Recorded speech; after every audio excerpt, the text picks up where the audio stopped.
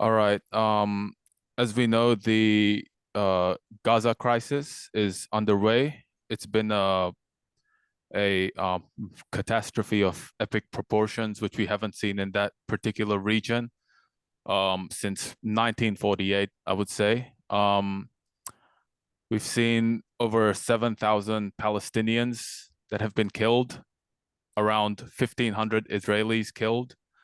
We've seen about 1.4 million Palestinian refugees in the Gaza Strip and around, I believe, 200,000 Israelis refugees in both the southern and northern regions of Israel. And I believe around 51% of the buildings in Gaza have been completely destroyed. So, with that said, we're joined by a cousin of one of the Israeli hostages that was captured by Hamas, Udi Goren. I'll be interviewing him right now. Just going to ask him a series of questions. Welcome, Udi. Good to have you.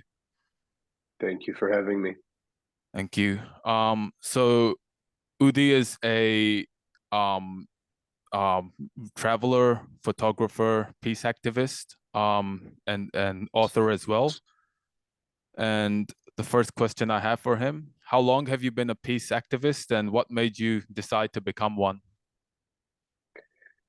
So, first of all, I don't think it was an actual decision. It just, at some point, once I realized what reality was like, really from the outside, it took me a while, growing up in Israel, growing up into the conflict, and growing up with the Israeli narrative. Um, it, it, you seem to be in this, in this dead end situation where we just have to keep fighting and having these rounds of violence. And we're talking now uh, I grew up in the 80s. So it's before the disengagement from Gaza. It's even before the second Intifada. Hmm. So even before the first Intifada, but I've gone through all of these, and it just seemed to be, a God sent. Like this is reality. This is how it's going to be. And like many other Israelis, when I finished my military service, I took a trip abroad, which extended to several years. And it was only at that time when I had an outside perspective on what's happening in Israel Yeah.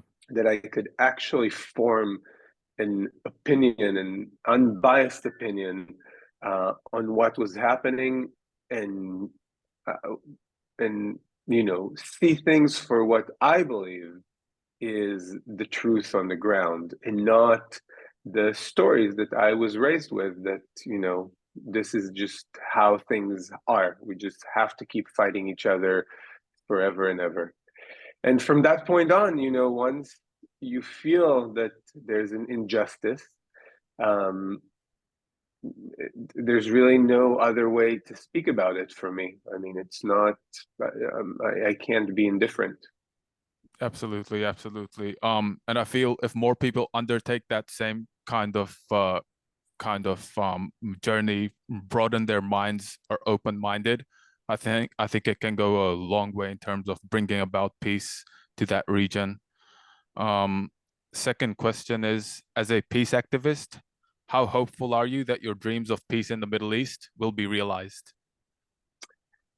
I think that the first step we need to take, everybody needs to take, is to change our terminology, and we'll speak about this in length later on.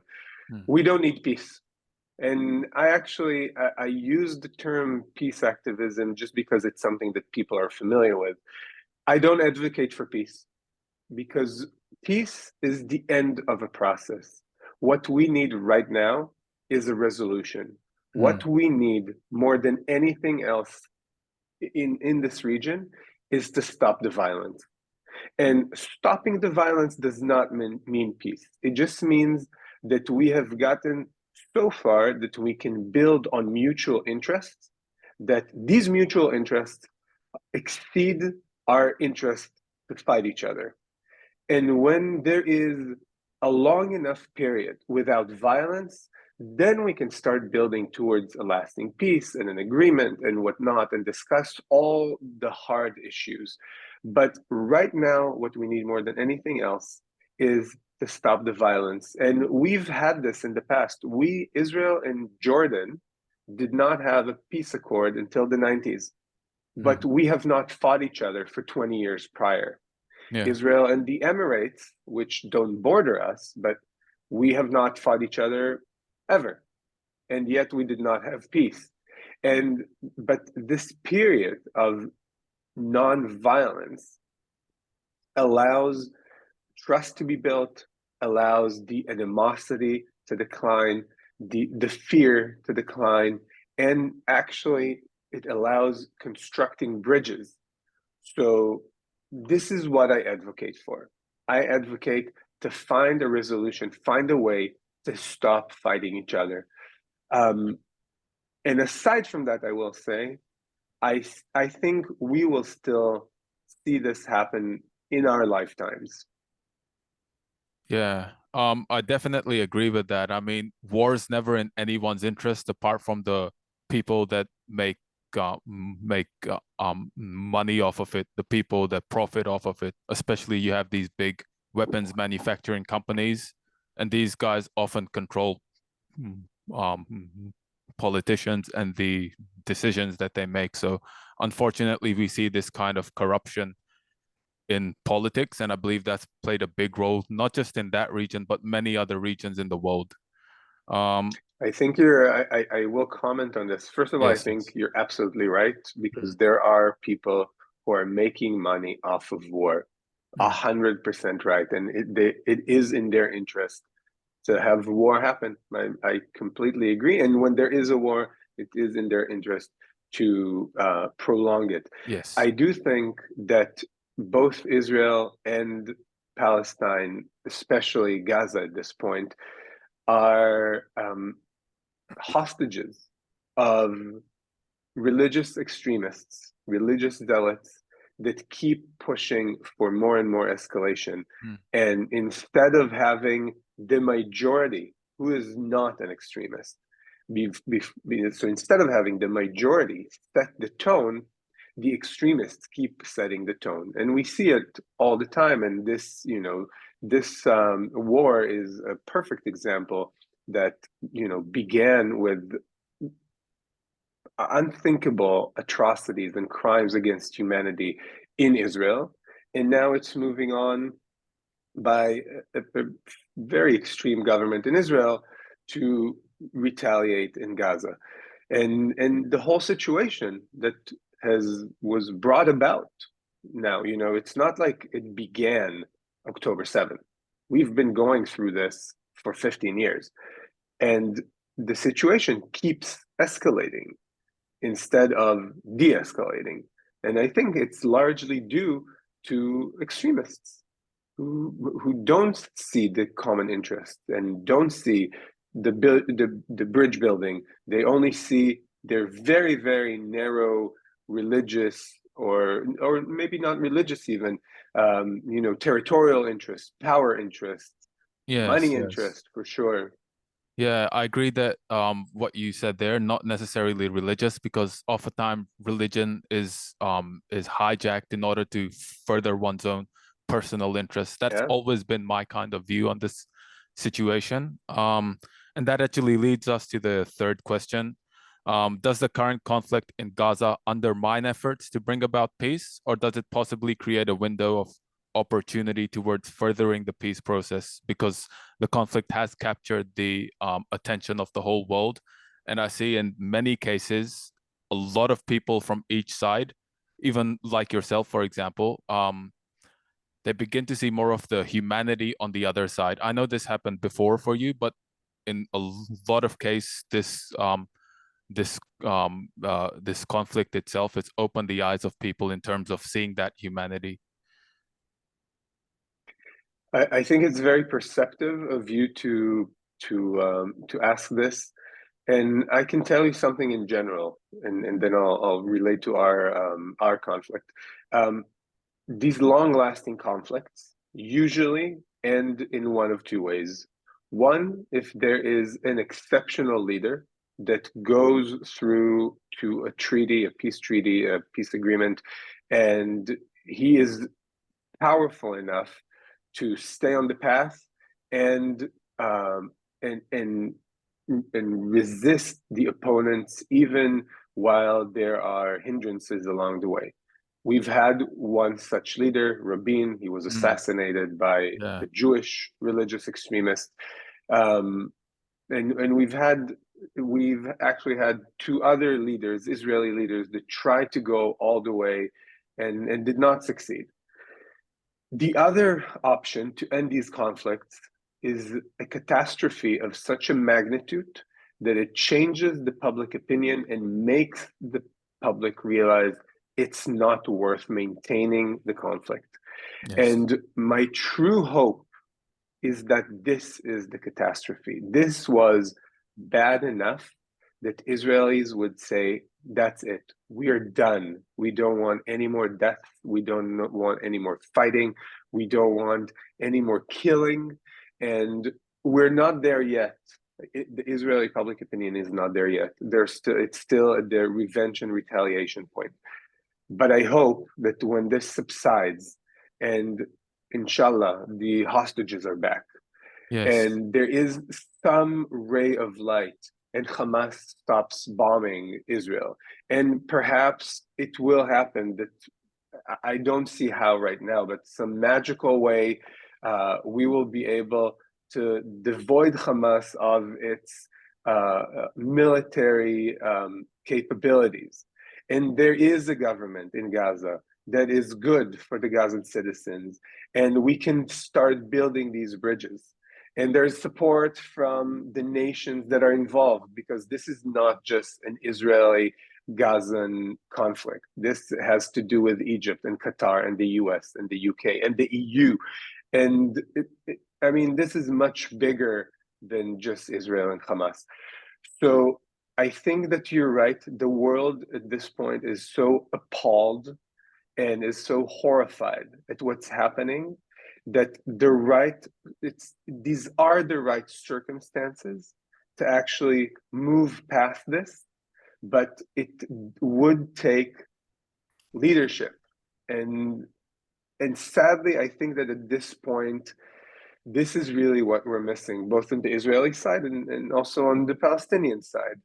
A strong leadership that can advocate for a long lasting solution. Again, not peace, just a solution that would stop the violence and would stop us from finding ourselves in these repeated cycles of war and conflict every single year.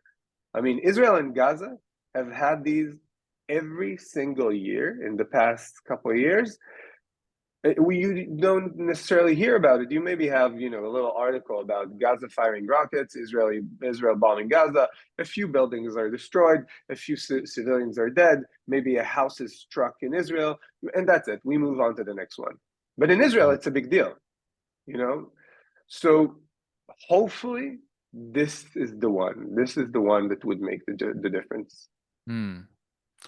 Um, Next questions we have are more along the lines of media bias. So in your Al Jazeera interview, you mentioned how the death of an innocent civilian in Gaza is just as tragic as an innocent civilian in Israel.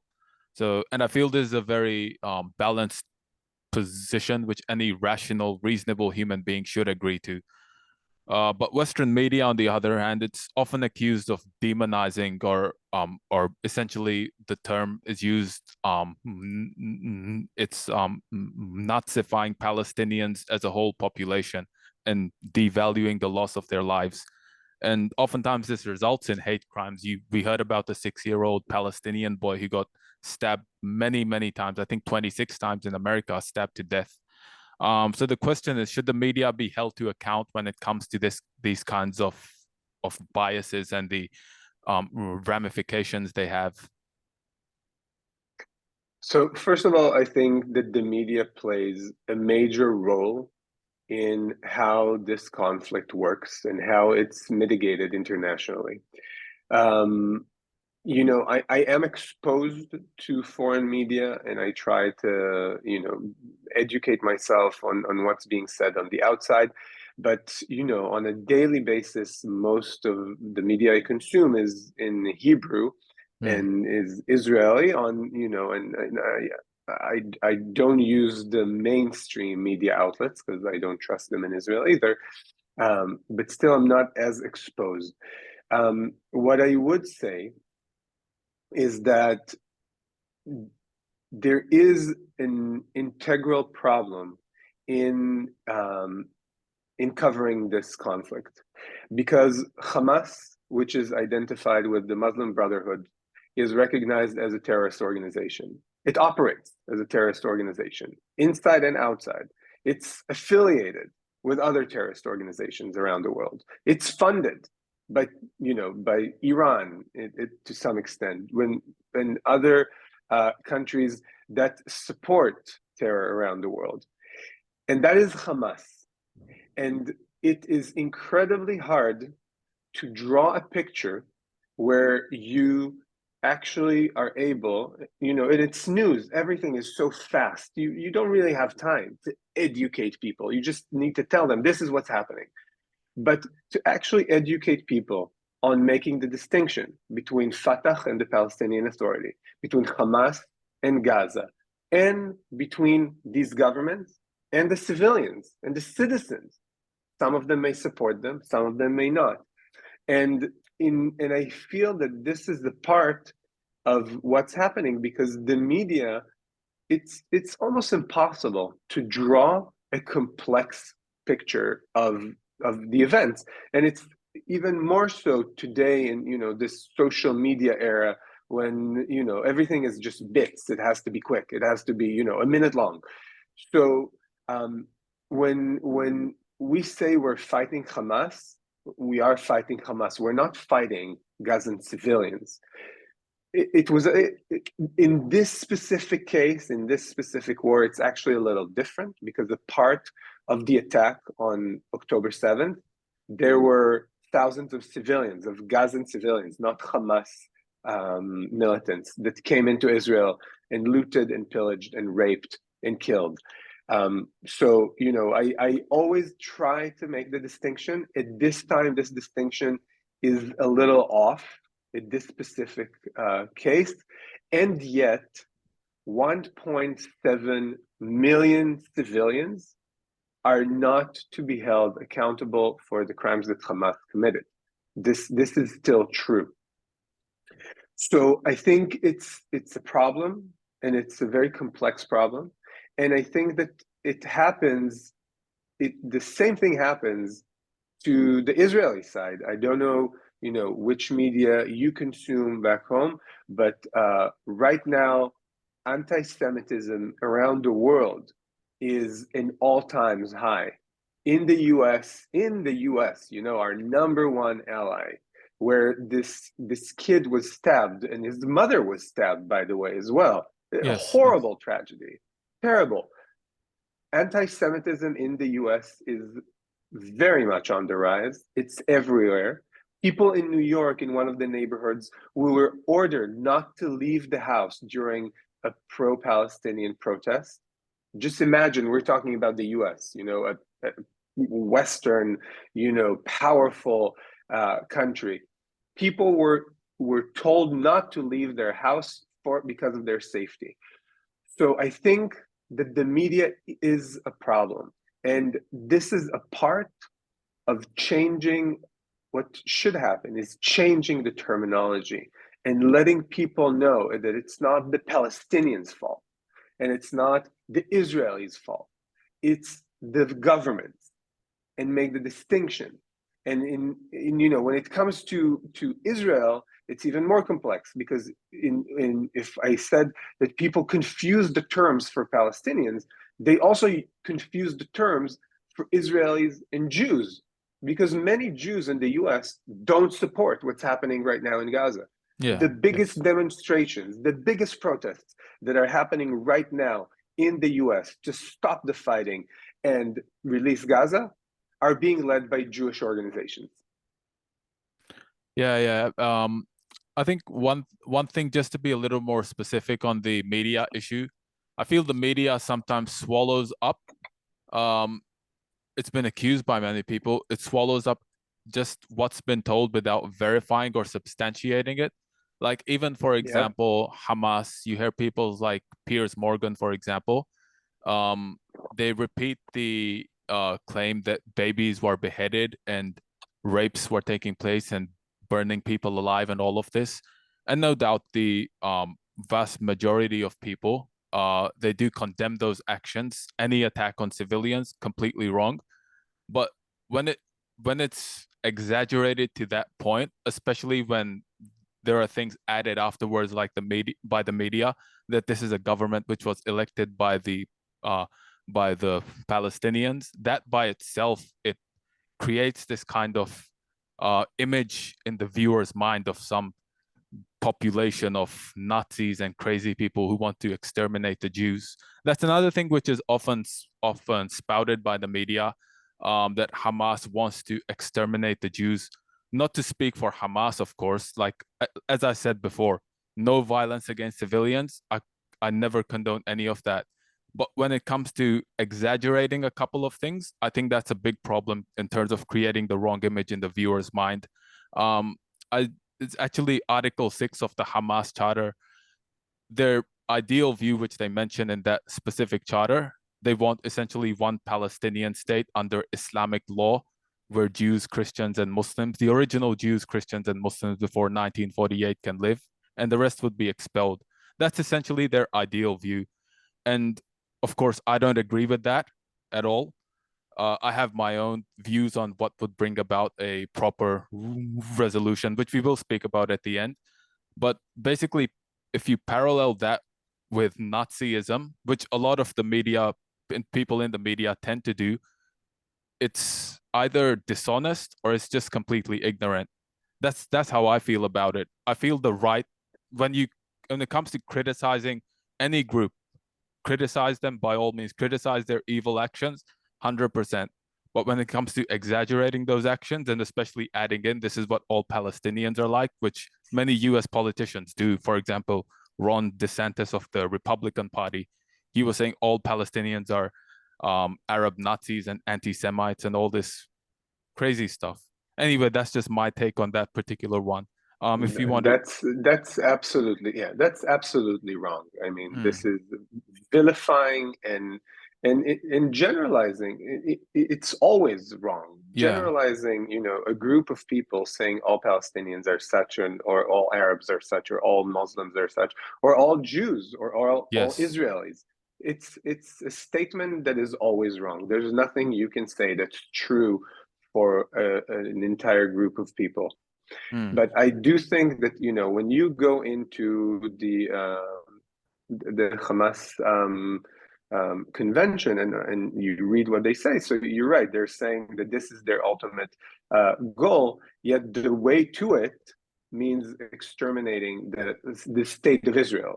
yeah, So even if Jews would have a place in that region, then the road to it would be another evil, and violence is permitted. So in that regard, and I would say one more thing that's even more important, mm, and that's also the way I criticize my government, yes, and that yes, is the difference between what they say and what they do. And yes, what Hamas committed on October 7th is worse than the Nazis. Is really, it was sadism at its worst. And I've only read one article about this, that many of the terrorists that were captured or killed had very potent drugs that used to be used by ISIS, and this explains to some extent the severity of their actions, because they were just so hyped and feeling invincible, and the horrors that are still coming out, the horrific stories that are still coming out, I'm not going to go into graphic details, and I have actually been trying to save myself the details of what had happened because it is so awful. It is so terrible that I actually fear that it would make me lose hope that or lose sight that there are human beings on the other side. And what Hamas had done, these stories that you've mentioned, are not even the worst of them. Um, and I think and I agree with you that when you take these and this is all you put in the front, and you keep talking about this, and then you generalize to all Palestinians, it's not helping to de-escalate. It's actually causing more escalation. Okay, okay. I think as far as the media questioner goes, I can move on to the other part, just questions on the Sure, current crisis, because I feel the interview might drag on a little too much if we go through all of it. I feel it's kind of been sure. sufficiently covered. Um, all right, so these are questions on the current crisis. So referring back to October 7th, there are widespread claims that Prime Minister Netanyahu was warned about the imminent attack from Hamas, and yet he did not act. If this is truly the case, was it deliberate? And if it was deliberate, why did he do it? And did he possibly get more than he imagined or bargained for? So there are several claims, both by the Egyptians and by the Americans, that there were warnings. I'll tell you more than this. Internally in Israel, there were more warnings on the days prior to that.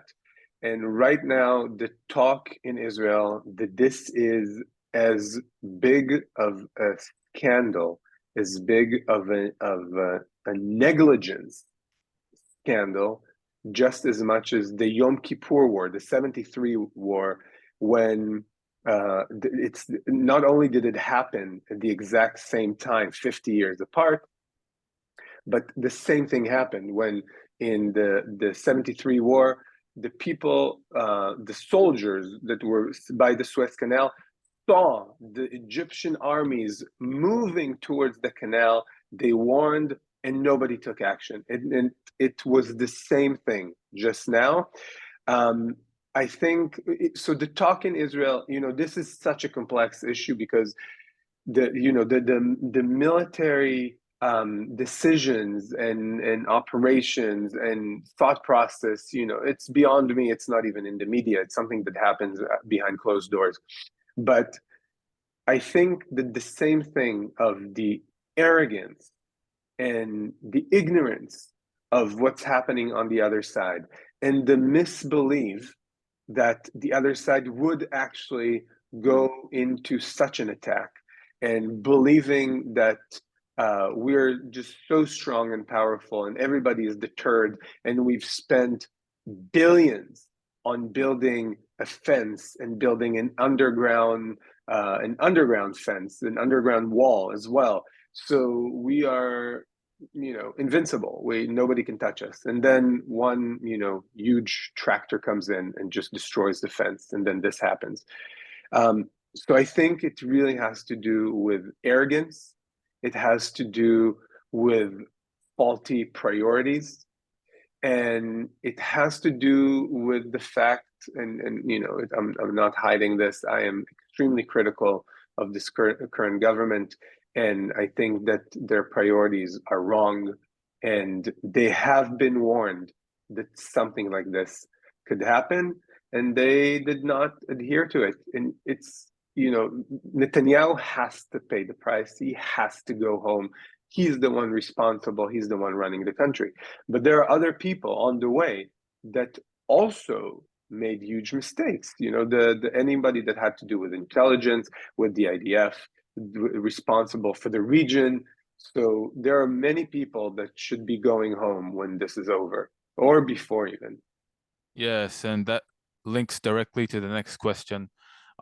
Many in Israel hold Netanyahu responsible for the attack, not just because of the intelligence failure, but because of his refusal to negotiate a meaningful peace with the Palestinians when he had many opportunities. had a substantive peace process, or as you prefer calling it, a resolution process? Had this been underway, could the crisis have been avoided?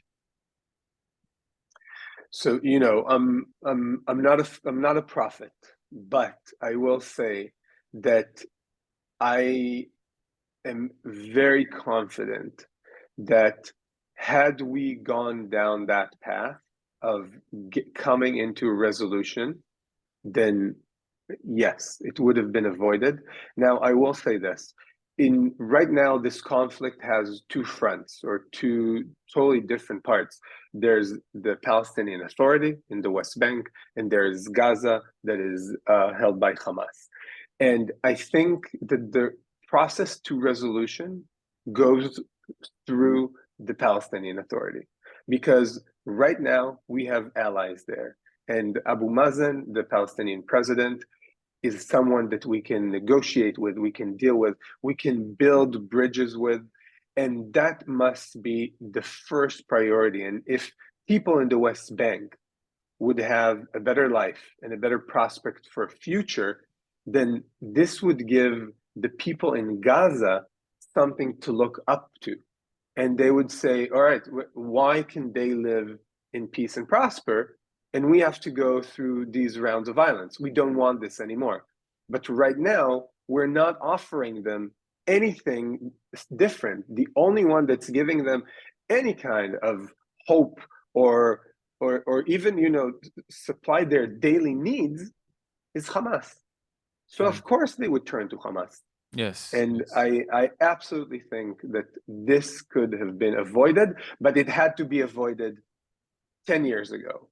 And the yes. next war needs to be avoided or needs to be taken care of now. To be honest, I think it should have been avoided even after the first Arab-Israeli war. But anyway, that's another I subject completely altogether. agree. I completely agree. Yeah. Um, Speaking of Hamas, it's actually interesting. I did read an article a couple of years back, and this was confirmed also by the leader of the Palestinian National Initiative. You might be aware of a man named Mustafa Barghouti. Yeah. Barghouti. Even he mentioned, because of course Palestinians are always in talks with each other. They have their internal politics. So even he was mentioning, and this was confirmed on the Guardian and other news channels. Even Hamas was willing to accept the two-state peace deal with Israel, despite what it says as far as their ideal goal is concerned, as you mentioned, the extermination of the state of Israel and this kind of stuff. Even as far as a realistic perspective goes, it was reported that even they were willing to accept the two-state peace deal resolution with Israel. Um, Now, it kind of, to me, it speaks a lot when Hamas is willing to do that, and someone like Hamas, who are on the extreme end of the Palestinian political spectrum, are willing to make that leeway, but Netanyahu is still so far gone. Even he's not willing to do that. Like, to me, that speaks volumes. Yeah, I mean, there were a lot of turns on the way, on the road that we could have taken. Yeah. But I feel, and you've made a good point that this conflict could have been avoided many times before. Hmm. And I think that a part of the tragedy that we are living through, and I'm not talking about this current war. The tragedy is daily. The tragedy is what's going on daily in Gaza and daily in the West Bank and daily in southern Israel where they're bombed from Gaza and Yeah. daily also Jewish people in Jerusalem being attacked. They're like the terrorist actions coming out of the militant groups in of the Palestinian militant groups is also a daily occurrence, and this is all a part of the same tragedy, and I feel that um, the Palestinians were extremely unfortunate to have bad leadership from the beginning of the Palestinian national movement, because this could have been stopped all the way back in the 30s. but the Yeah, yeah. first leader, Husseini, which sided with Hitler and was completely against any kind of solution, in unlike the Nashashibi family at the time and other Palestinian leaders.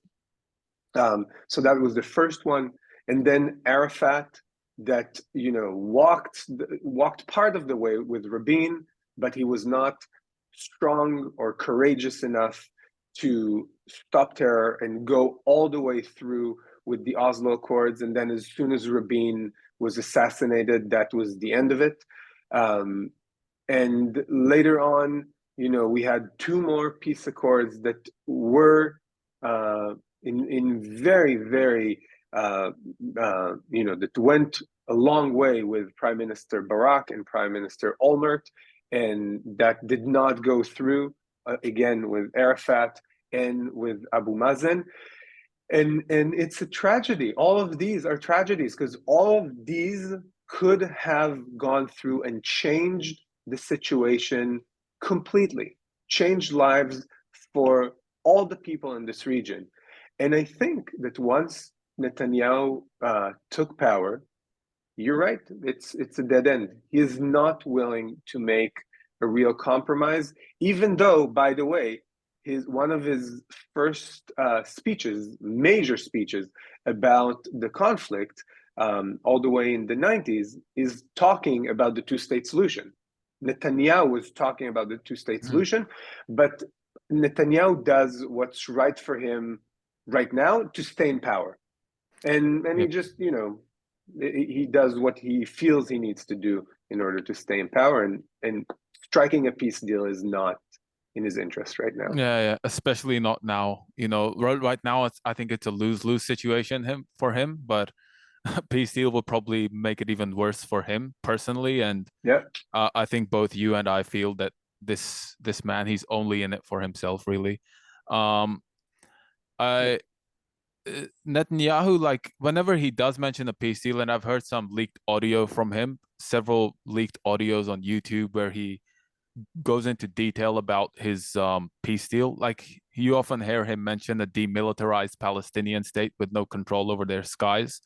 And then in another interview, he leaked audio rather, he talks about how the Israeli settlement activity would continue in the West Bank, even with that demilitarized Palestinian state. So really with him in power, even if the Palestinians gave him anything he wanted, I think both you and I can agree that would never work out.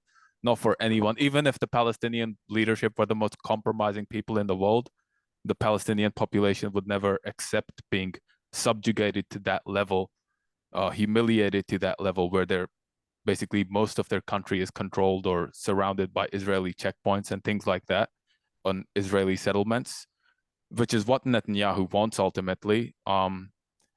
And he did mention in this leaked audio as well, whenever there's any inevitable aggression from the other side, it can be used as an excuse to further the whole annexation process. So, of course, it's as we know, this Netanyahu is not interested in peace at all. So next question is, with someone like Netanyahu spearheading this operation in Gaza and claims about the Israeli military killing 22 of its own hostages, and I've heard now were another 50 hostages that were reportedly killed by Israeli airstrikes as well. How concerned are you about the safety and well-being of the remaining hostages, including your cousin, of course? extremely. Yes. I'm extremely concerned. I mean, we know from the hostages that were released, we know that at least part of them are being held in the underground tunnels. The airstrikes that are now have become more intense, their stated goal, or a part of their stated goal, is to destroy the tunnels.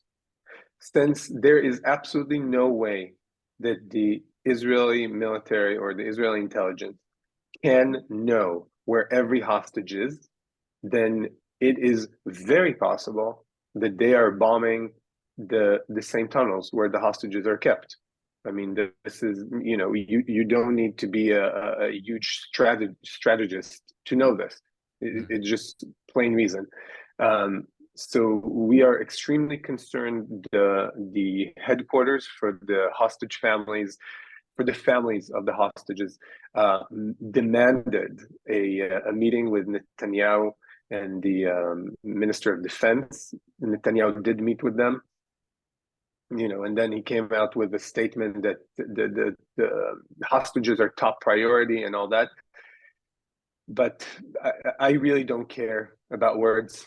I care about actions. And until I see it and until I see them back home, I am extremely concerned that the war is still prolonging and the attacks are intensifying.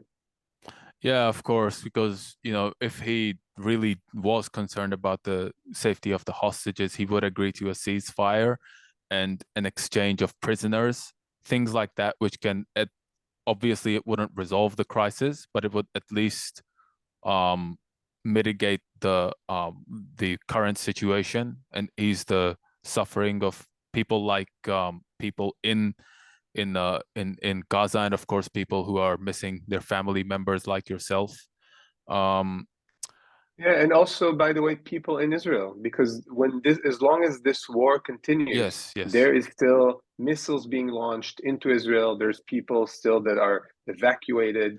Israel is at a standstill. People are running to the bomb shelters several times a day. So this war has an impact on both sides. It's hurting both sides, and not equally, but yeah, it is hurting both sides, and it's in both side's interest to stop it and save lives. yeah. Yeah, it's very interesting. Even though Netanyahu is committing these acts, he's kind of consistent with his own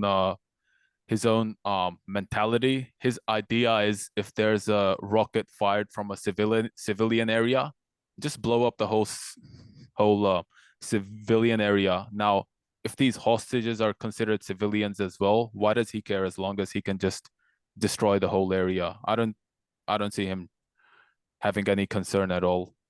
Um, I mean, in that regard, this is one of the most problematic points in fighting Hamas, because Hamas does put their headquarters and their missile launchers on purpose in residential areas. We have just learned that underneath the largest hospital in Gaza, there is a huge headquarters for Hamas, and which they operate out of, and it's a huge military or strategic conflict.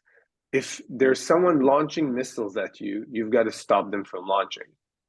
If it's in a residential area, then there will be civilians hit. So is it Hamas's fault for placing it there to begin with? Is it Israel's fault trying to stop the launches? And I think that when we stick to these points, I actually think we're sticking to the wrong thing, because we need to stop the violence. And going into these details, whose fault it is it Hamas, this horrific terrorist organization that doesn't care about their civilians, and they would place their missile launchers in schools and in residential neighborhoods? Or is it Israel that's awful because they would bomb these schools and these neighborhoods in order to stop the firing from occurring to start with?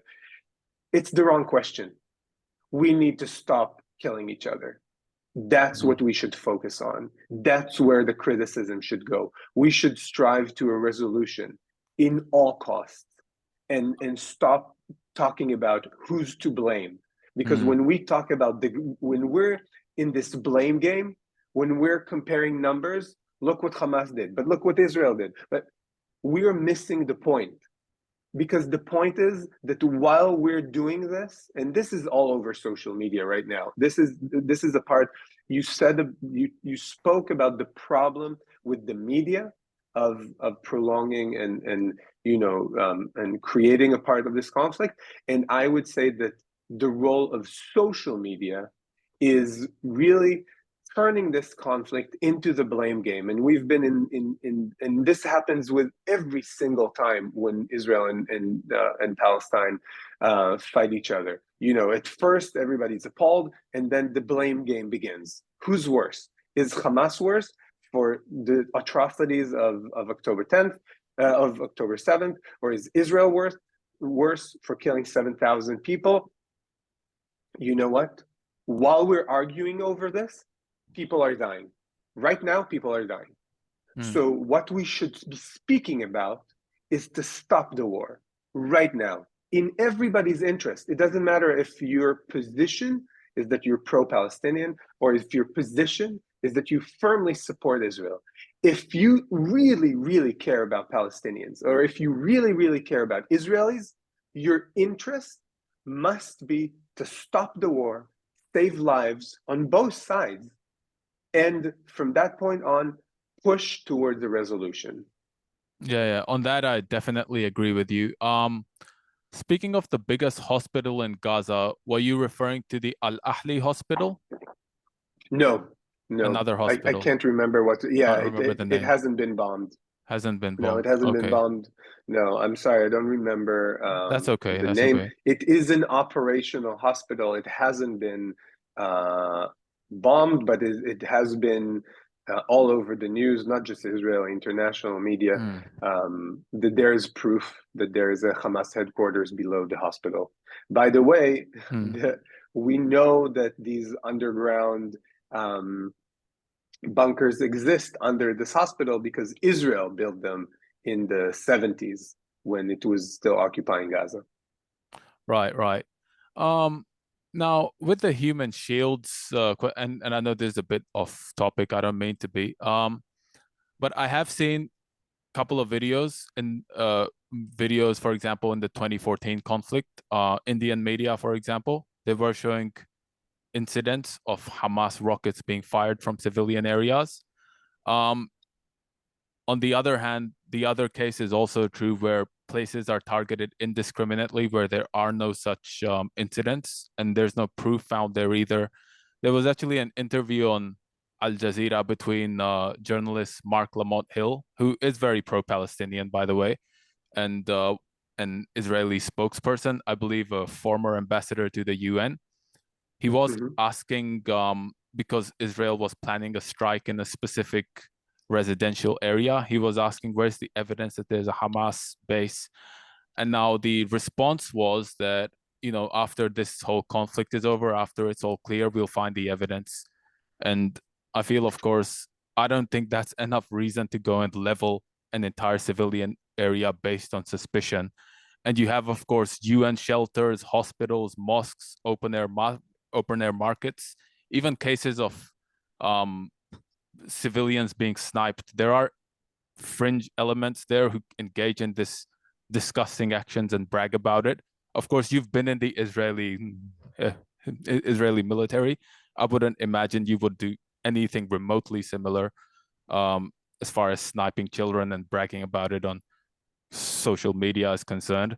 But there are, I feel in that sense, it sort of becomes an excuse for any war crime that's committed. Because, like I said, in cases it is proven in cases, and it's true in cases, but in many other incidents, it's not proven at all, and the questions go unanswered or uninvestigated. Or this is again one of these things that I would have a very hard time commenting or excusing this. Yeah. I by no means support what's happening right now in Gaza, the bombing, the leveling of entire neighborhoods.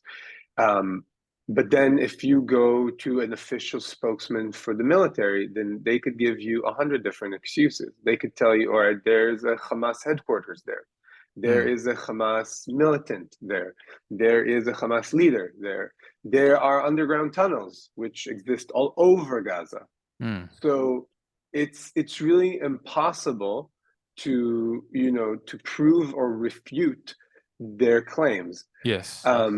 And I would say that again, it's one of these things that we could argue over for years and months and claim it's immoral and it's wrong, and I would largely agree, because Hmm. at the end of the day we know what's going to happen. We're going to strike a ceasefire, and Yeah. then the US and the EU and the UN would and Qatar would pour in money and rebuild these buildings that we then 2 years later destroy again when Hamas keeps launching from over there. So I mean, that should be the focus, Yeah. because going into these details, and I'm not saying it's wrong. That's not what I'm saying.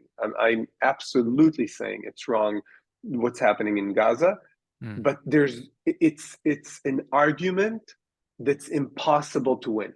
It's just Yeah. impossible to win. It's a never-ending argument, because the Israeli IDF can prove at any point that something had happened there, that they had to bomb it. And that's why I think we should keep our eyes on the bigger thing, Yes. get to a solution, stop Yeah. this never-ending. I want to use the word, it's both horrendous and silly at the same time. And it's weird using the word silly, but it's just lunacy. We keep doing the same thing over and Hmm. over again, and we don't understand why it's not changing. So Yes. that's where we should be looking at and criticizing and focusing on. Yeah, yeah, absolutely. Because I feel it does set a very bad precedent if you say just because a Hamas leader lives in a certain area. Because if you want to eliminate Hamas, which is Netanyahu's stated goal, I feel there's nothing short of doing that than just destroying all of Gaza. Because Hamas, either its leaders or its members, they're present everywhere. So I it's agree. really, I agree. yes, I think it's bogus. I think it's a yes. fantasy. I think it cannot happen. Hmm. I think it's something that he's telling the public in order to, people are so angry at the government for letting them down, and seek revenge because Hamas committed these crimes, that this is the only thing that would appease the people. But I think it's completely bogus. There's no such thing as eliminating Hamas. There's Yeah, not a plan to do it. Hamas is an idea and people. You can destroy as many launchers as you want, as long as the idea is alive and as long as the people don't have an alternative for a yeah. better option for a future, they would keep recruiting to Hamas. Essentially they And become the next Hamas if you a if you a hundred maintain percent, that policy. a Um, 100%. yeah. Um, I'll just move on to the um next question. So Western governments are insisting that Egypt and other neighboring Arabs take in the Palestinian refugees, but many Palestinians, especially those in Gaza, when you hear some of their interviews, they feel this is just another attempt, another Nakba essentially, to displace them and erase their identity completely. Would you agree with this or disagree? Um, I can definitely see how, in the eyes of Palestinians, and some of the Palestinians, I'll finish my sentence. First of all, I can see that how, in the eyes of Palestinians, this is a second Nakba, and there's nothing I can say about this. This is their own experience, Mm, and the facts on the ground seem like that. I mean, yes. there are some people in Gaza who have gone through the first Nakba and ran away from their homes one time, and now they're being evacuated, and their homes are being destroyed, and they're being displaced again. So there's really no way for me to argue against it. The one thing I would say is that I don't think that there is an actual intent on the Israeli side.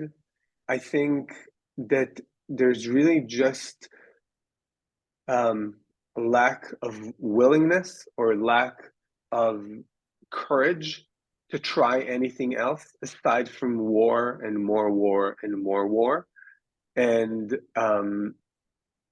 and that is why it's happening. I don't think that Netanyahu in his mind, or the Minister of Defense in his mind, is saying, all right, this is a great opportunity. Let's have a second Nakba. Let's get rid of all the Palestinians and drive them out of Gaza. I don't think that's what goes on through their mind. I just think that they are not thinking far enough ahead, and are not thinking of the implications, and are not thinking of the exit strategy from this situation, and they're not thinking about the international and local implications of displacing hundreds of thousands of people and bombing their houses, and then calling out for other nations to take them in. So this is the one comment I can take. I could be wrong. Who knows? But I can 100% see how the Palestinians in Gaza would feel that way, and there's nothing I can say, to contrast it. So final questions on bringing about peace in the region. So the war has seen a major decline in Netanyahu's popularity, of course, and I think the vast majority of people would see once this conflict ends, he won't be prime minister anymore. I think most people agree with that. I mean, especially when you consider, as you mentioned, the Yom Kippur War, what happened to Golda Meir and Moshe Dayan. These were people very popular in the country, and yet they lost their position after that. And this is the scale of this is on an even more epic proportion. And aside from that, Netanyahu wasn't very popular anyway. There were already protests in the country against him to begin with, already Israelis such as yourself who were opposed to him. So presuming him gone, can we be sure that someone more hawkish and adverse to the peace process does not replace him? So, again, I'm not a prophet. However, first of all, Netanyahu himself, he's not hawkish. That it's important to say. He's actually known for not making decisions, not making any big steps.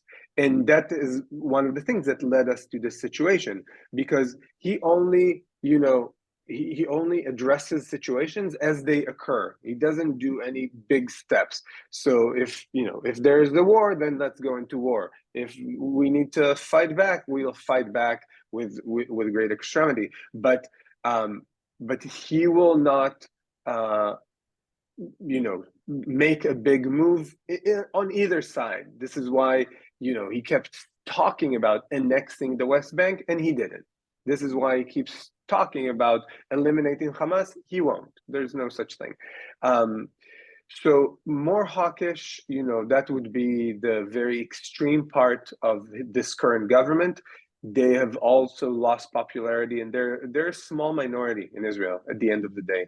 They are a small minority that have disproportional power because of Netanyahu, because he is so ousted in, so like he's considered to be a guy you don't get close to in the political system. Nobody else, even people on the right, don't want to be in his coalition. This is why he turned to the most extreme parts of the Israeli politics and the religious parties, and therefore was able to create a coalition that each part of this coalition has its own agenda on why they want to turn things the way they do. So I don't think we'll find anyone more extreme than him in that regard. But I would want to say something else. Right now, there is a consensus in Israel. Pretty much most people agree that he should be taken out of office, no doubt. The problem is that Netanyahu is the Sphinx. He can rise from the ashes, and whenever you think he's gone, he's done, he's able to manipulate the system, to manipulate the public's opinion, to do something to get him out of trouble. And we have seen him drop in polls significantly in the past, and he gets out of it. And right now, if you look at the statements coming out from the Israeli government, they keep saying this is going to be a long war, a long war, a long war, a long war, a long war. Why is it going to be a long war? They say because we have to eliminate Hamas.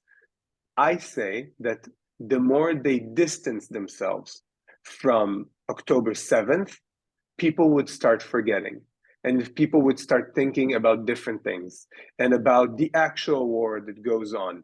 And maybe he could show some achievement at that point. You know, he'll capture Hania.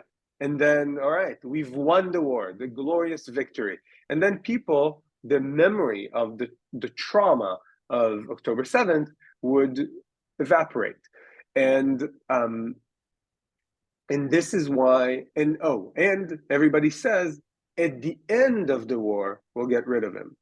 And this is why right now in Israel, there's starting to be a significant movement to get rid of Netanyahu now, before we go into one of the most complex operations that Israel has ever had, that the stakes have never been higher, you know, in recent years, and we need to get rid of him now. And he would have an interest to prolong this war as much as possible. And this is why, you know, I don't believe it until I see it. And this is another reason, I think, for everyone who's interested in this region to call out to stop the war. Because one of the immediate implications of stopping the war is that we would have the time, Israel would have the time to make him accountable. Yep. Next question is, we heard the name Yitzhak Rabin mentioned before. He was arguably the closest Israeli prime minister as far as achieving a peace deal with the Palestinians were concerned. But of course, he got assassinated by Yigal Amir, extremist Israeli. So question is, of course, he was assassinated because of his endeavors at a peace process with the Palestinians. So how can any Israeli prime minister bring about a just peace with the Palestinians while risking the anger of this far-right fringe element of the Israeli population? Especially you have the illegal settlers in the West Bank who are essentially accused of colonizing Palestinian lands. They would never want a Palestinian state because it means they can't get their way in that respect. So it's a very complex question, and the answer to it, you know, if I want to summarize it, is that, remember I said these conflicts can be resolved in one of two ways. One is a tremendous catastrophe, and another is extraordinary leadership. And this is what Rabin was. He was an extraordinary leader. And to stop such a conflict, you need to be very, very sure of your way as a leader, because there will be enormous obstacles on the way. And you can absolutely equate what you've just said in Israeli society to what's happening in Palestinian society. You know, most Palestinians just want to live their lives. They want to be left alone. They want to grow their kids, see them go to college and bring grandchildren, and just live their lives. This is the vast majority of Palestinians. But then there are the extremists, the same extremists that exist on the Israeli side. And a part of the tragedy is that these are the people who set the tone.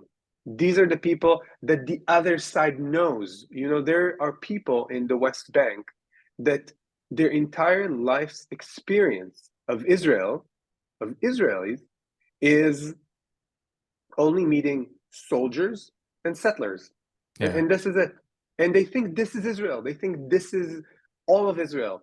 And this is a part of, you know, growing the hatred and growing the conflict.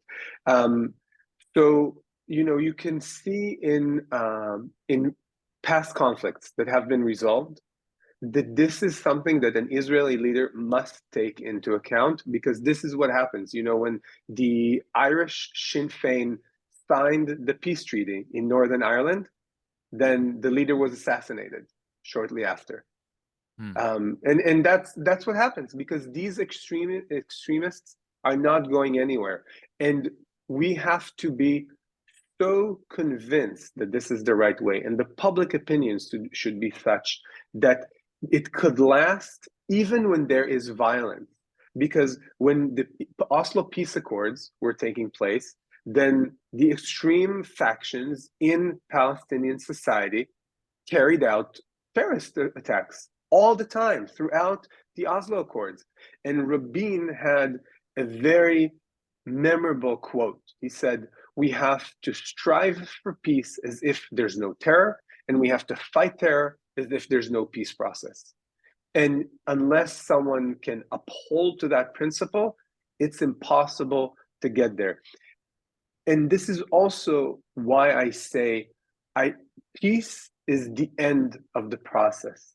We should first de-escalate, and it's a long process. This is the major difficulty. It's a long process. It's going to take years.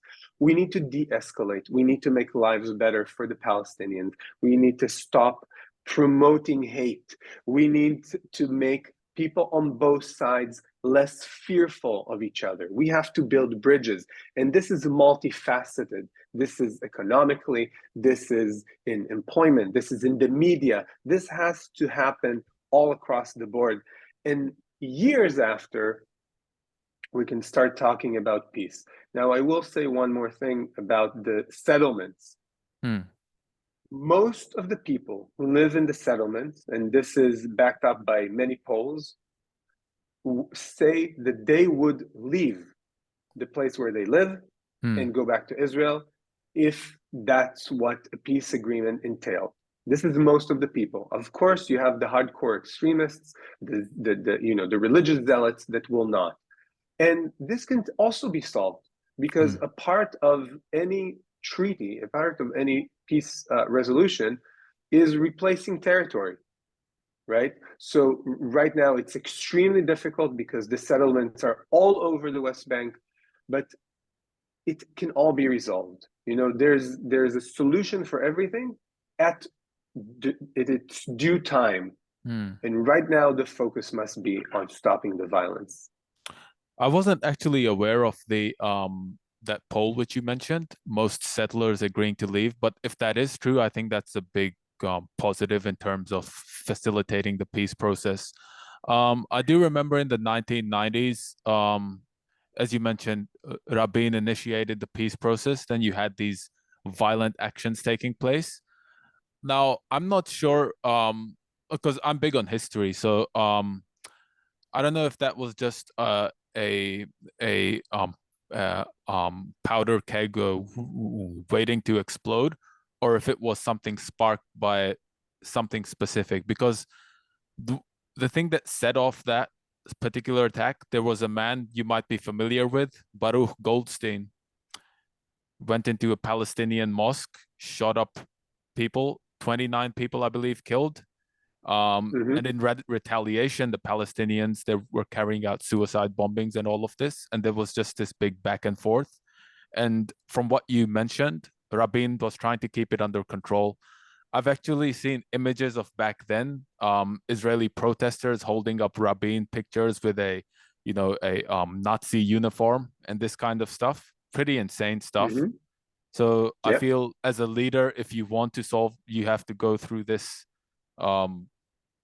big backlash from your own population. Absolutely. Yeah. Absolutely. This is exactly what happened during the Oslo peace process, where both the extremists on both sides carried out terrorist attacks to stop the process. Absolutely. And this is something that has to be taken into account, that has to be prevented as much as possible, and has to be mitigated to the public. That keep your eyes on the prize, make sure that the goal is there, and if possible, make this process slow and de-radicalize as much as possible before going into the big moves, if possible. It's not always possible, but you're right. The extremists on both sides this is what we remember from the Oslo Peace Accords. To this day, when you ask Israelis about what did the Oslo years look like, they will not tell you about the hope that was in the air. And there was a lot of hope in the air. They would tell you about suicide bombings in Israel. They would tell you about buses being blown up. They would tell you about terror in the streets. This is what we remember from this time period, which is awful, and it is a hindrance to any future to the public opinion of thinking about a future solution, because this is what it's associated with. So in that regard, terror has done its role. It scared people from ever going down that path. And this is why we need a leader. This is really what we need. We need a visionary and a leader, and someone that truly has the benefit of his own people in mind. Yes, absolutely. And I'll just jump straight to the last question. So what conditions do you believe are necessary to bring about a humane, just, and lasting peace in the Middle East? Before you answer that, I would like to give you my own view as far as this is concerned. Please. My view is one single democratic state. You can call it either, maybe you can, like, the name for me isn't that important, to be honest. Like, for example, you can Yeah. have Israel Palestine or Palestine Israel, similar to, for example, in the 19th and 20th century you had Austria Hungary, combination of Mm-hmm. names. Flag, another thing that can be up for discussion. I feel what this state should be, it should have a right of return or remuneration, a choice between reparations or right of return for the Palestinian refugees exiled in the Nakba from 1948 and 1967. And in addition to that, it should also have the same deal for Jewish refugees who were exiled from Muslim lands, something which people point out isn't mentioned quite as often, because of course those Jewish refugees, they don't Israel, they did a much better job of taking in those Jewish refugees than we did with Palestinian refugees. That's what I feel. But I do believe the same kind of remediations should be made to the Jewish refugees exiled from Muslim lands.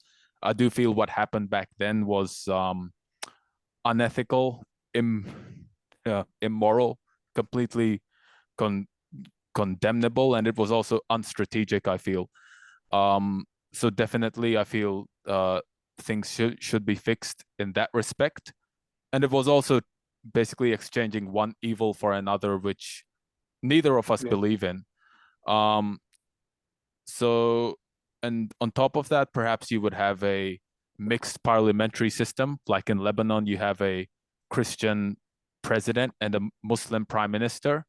Um, Maybe something similar, Jewish prime minister, Muslim president, or vice versa. Those are my thoughts as far as something that can be basically a very structured and strong peace resolution which lasts and also brings about justice. Those are my views. I would like to hear your views as well. Sure. So first of all, I think that your suggestion is something that's being spoken about often, all the time, on both sides. Um, but what I feel, and as far as I'm concerned, I think some kind of a dual national state, maybe something like Belgium, could definitely take place. Um, what I feel it's missing, and this might be the hindrance, Mm. is the fact that after so many years, it does not answer to the Palestinians' needs of self-determination, to have an independent state where they can say, we are Palestinians, we have a flag, we have a passport, we are our own nation. I'm not saying it can't happen. I just think that this is a real need that they have, which should be answered. The other thing is that within Israel, I think there would be a reluctance to accept any solution where the majority in the country could be Palestinian. I mean, this is something that I would say every Israeli Jew has an ingrained fear of.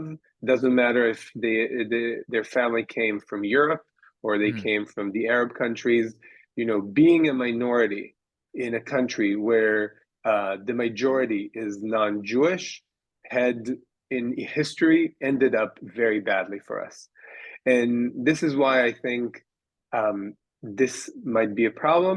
But then if we're talking about, dividing into different regions or have a confederacy or something like that, when there is independence and maybe a mutual federal government, then that could work.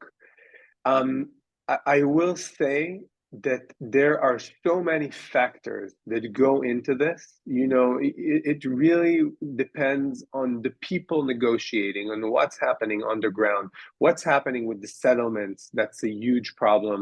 Um, what's happening in Gaza, because you also need to consider, connecting Gaza to the West Bank, because if these are the two major Palestinian populations. So there are a lot of factors that go into this, and at this point, I really cannot commit to a solution, the one state, the two state, a confederacy. Who knows? They say that in 50 years, computers will rule our lives, and it doesn't matter. All of our brains would be on a cloud, and that's it. So who cares? I don't know. So, and this is why uh, my message and my focus is on de-escalation Mm. and immediate resolution, Yeah. non-violence, build bridges, and because that's the starting point. You've got to build the basis to speak about any future solution. And this is it. I mean, we spoke about the settlements earlier, Yeah. and so first of all, many of the settlers are not ideological. Many of them are there for comfort reasons. It's cheaper. There's better healthcare. There's better education. It's easy to live in the settlements. But Yes. then the Yes. ones that are really ideological and would never leave, they could become Palestinians. If Yeah. they really, really, really care about the land of their ancestors, right, to live in this biblical land, fine, they can hold a Palestinian passport and live in their ancestral land. There are Palestinians living in Israel. There would be Jews living in Palestine. Yeah. But this is all, the kind of the next step, because if there's no animosity, if there's no hate, if there's no suspicion and constant violence, this should not be a problem. If the Palestinian state would get land in exchange for these territories, then they would not lose anything, and then these people could be Palestinian Jews. What's the problem? Well, the problem is that it can't happen right now, and this is why I've said first stop the violence, and the call should be equal. When people state that they are pro-Israeli or pro-Palestinian, I always try to tell them this is the wrong terminology. These are not the camps. I have Palestinian friends that I'm much more close to than probably any single person in my own government who are Jewish, and Israeli. Mm. So, and I'm pro-Palestinian. I want the Palestinian people to live in peace and have dignity and have the right of self-determination, and the details, like the right of return. It's a complex issue, Yeah. but we should discuss it, and we should discuss compensation. Absolutely, we should address the Nakba. We should recognize that the Nakba happened 100%. But I Mm. feel this is step two, and right now the terminology should change from pro-Israeli or pro-Palestinian to pro-solution or pro-conflict. Because this is the distinction. Because you and I, we're on the same camp. we want a resolution. Yeah. I want the Palestinians to live freely and happily, and I believe you want the same for Israelis. So we're in the same camp. We're in the pro-solution camp. And this is what we should be talking about. And once this message, hopefully one day, would echo in the media, it would dictate the public opinion and would stop building camps when the camps shouldn't be, because the camps should be solution or war. Mm. Yeah, absolutely. I just definitely agree with all of that.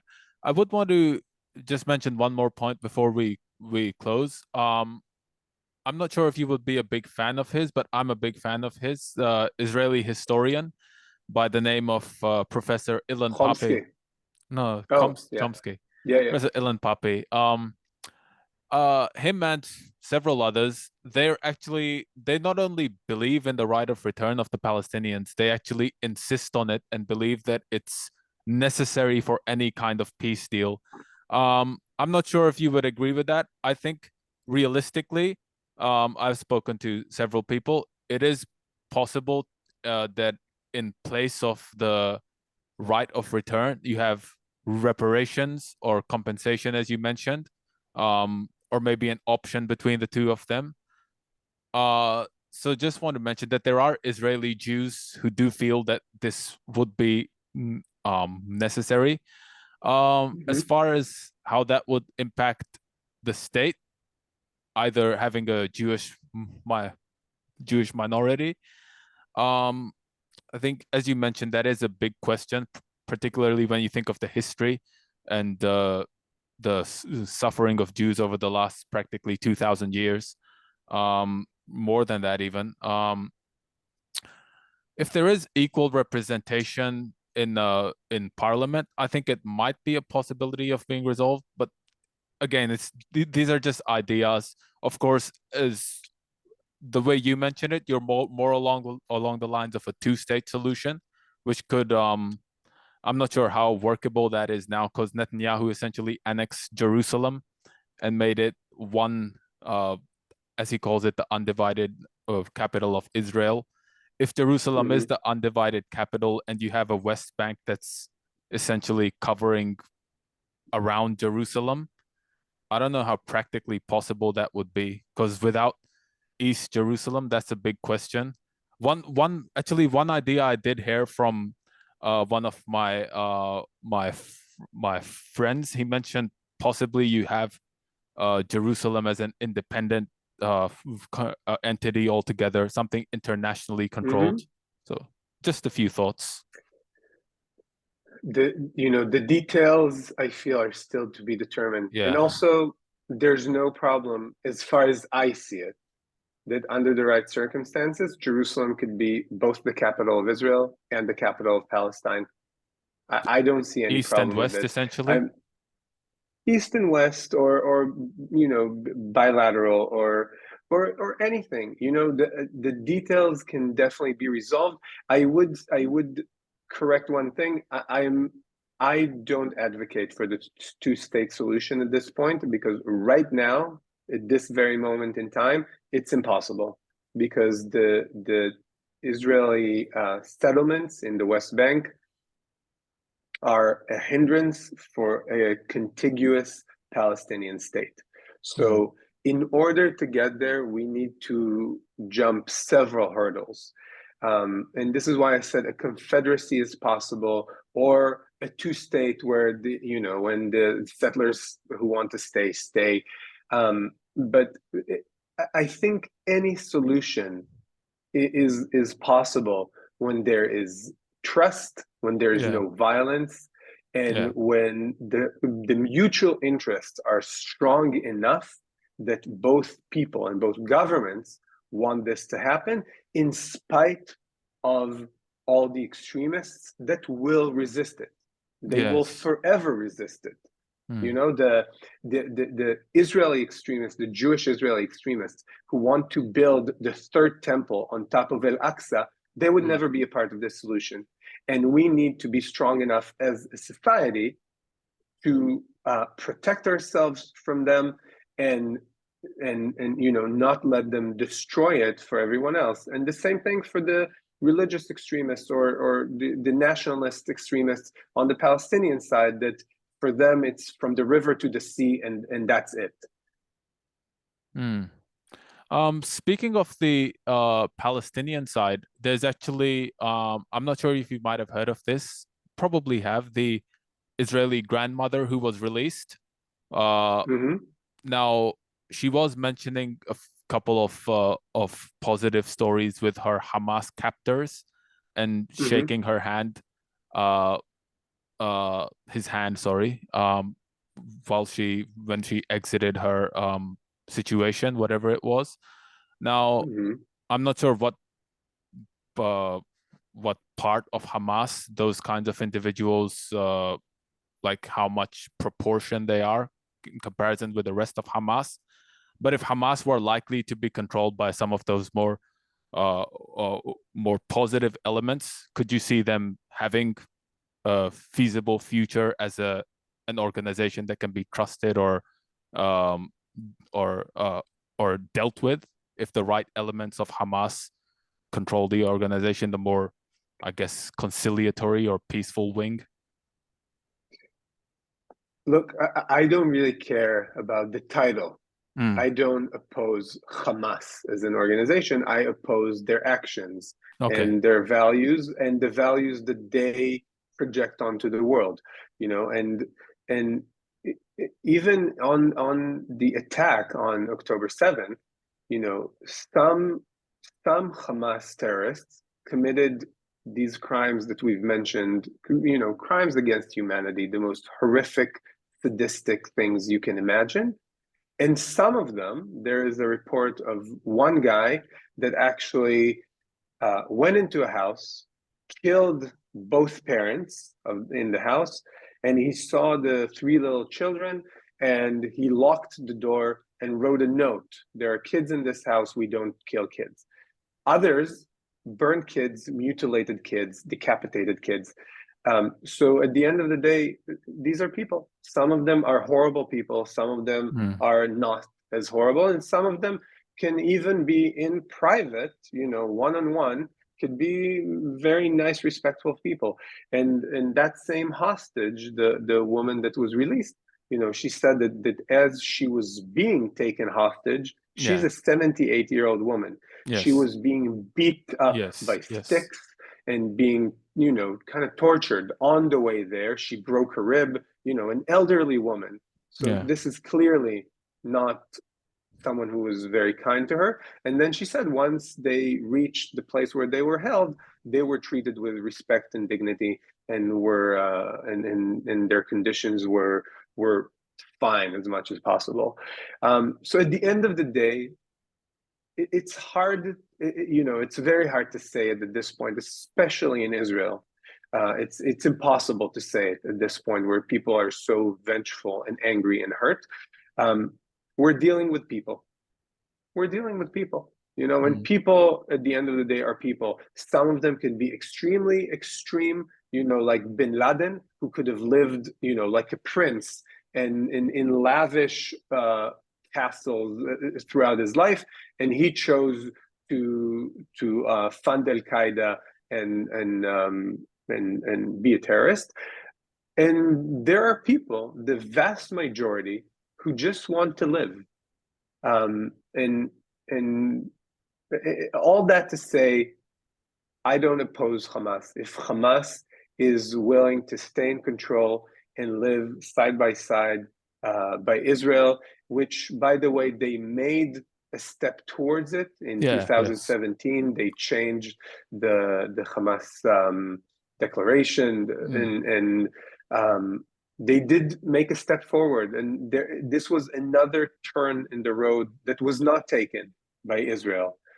Um, so, I don't care what they're called. I only care that they don't kill us and we don't have to kill them, and that civilians can live peacefully and quietly and have a hope for a future. okay. Okay. Thanks for that. I think that pretty much covers everything. Really want to thank you for joining me in this interview. As I said, when it comes to your stance on equality of when you see uh, civilian death or one side or the other is equally tragic, I definitely feel that should become more of the mainstream position.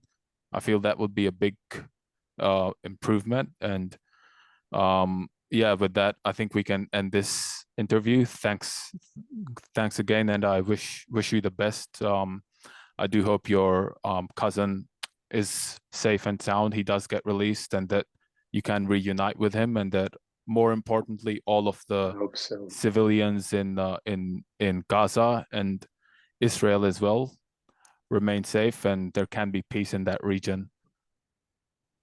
Inshallah. Inshallah. Thank Inshallah. you.